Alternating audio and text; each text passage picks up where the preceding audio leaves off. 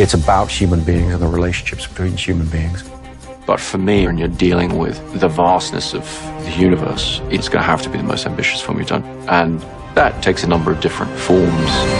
He loves to work from reality. When we turn around and say, oh, a dust storm, you figured you were going to just look at an empty landscape and that they'd put it in later for us so we would have to pretend.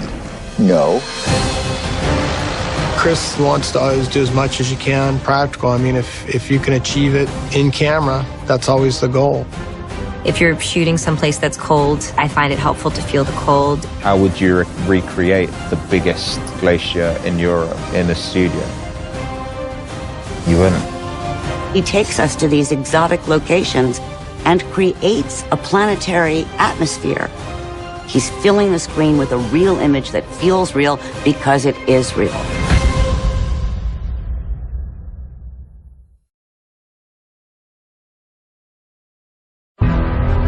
The initial impetus for the project had been to say, why not examine real possibilities?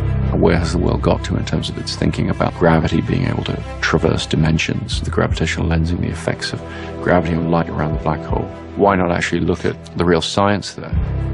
Luckily, we had Kip, and Kip is the foremost authority on all things gravitational. The thing that makes this different is that real science was woven into this film from the beginning, and woven in deeply.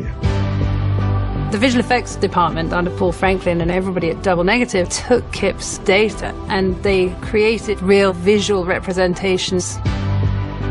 What the algorithms gave us was extremely spectacular. Neither wormholes nor black holes have been depicted in any Hollywood movie in the way that they actually would appear. This is the first time that the depiction began with Einstein's general relativity equations from the outset.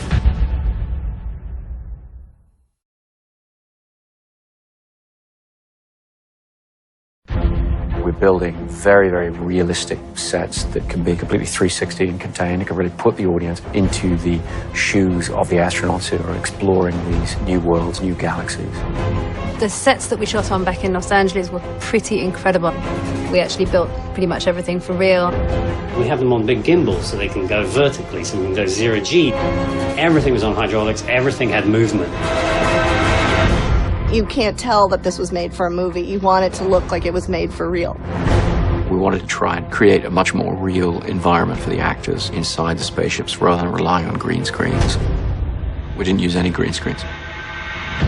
We were very interested in the way that perhaps visual effects had been created in the past before computers came along. Combining that with the power of modern digital technologies, the idea of creating space environments live on the stage. If you could create imagery which you could show on the set, actually make it part of the set, it gave it an instant reality. Well, if there was ever a movie to use IMAX on, let's face it, go to space, use IMAX. The camera department had to take a very experimental approach to the way we wanted to shoot the film with the IMAX cameras. We wanted to do a lot of handheld camera. We wanted to do a lot of camera mounts. Mounts on the exteriors of ships, really treating an IMAX camera like a GoPro camera. We actually mounted on helmets, we mounted on spacesuits, we mounted on bodies.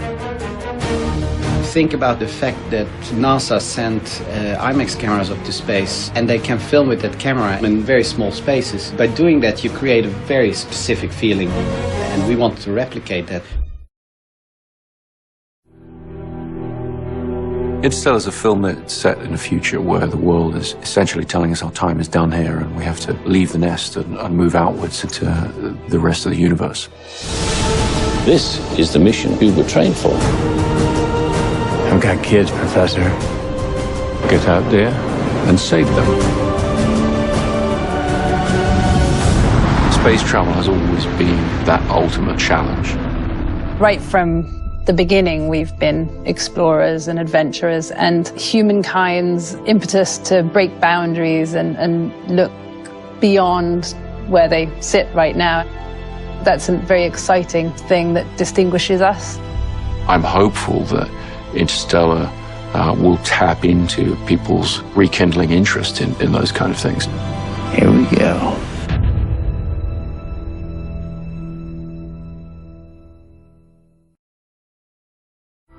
Murph.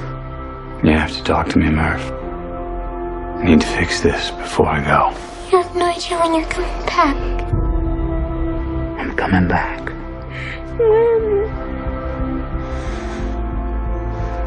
Matthew McConaughey seeming so perfect for the part. He is so much the sort of laconic, almost cowboy, pilot-type presence, the sort of Chuck Yeager idea that we're really trying to get to from The Right Stuff. I love what he brought to Cooper. I felt he did something every single day that surprised me. Cooper, he's a man out of time. He's not supposed to be a farmer. He's not supposed to be grounded. He's supposed to be up there. Here we go.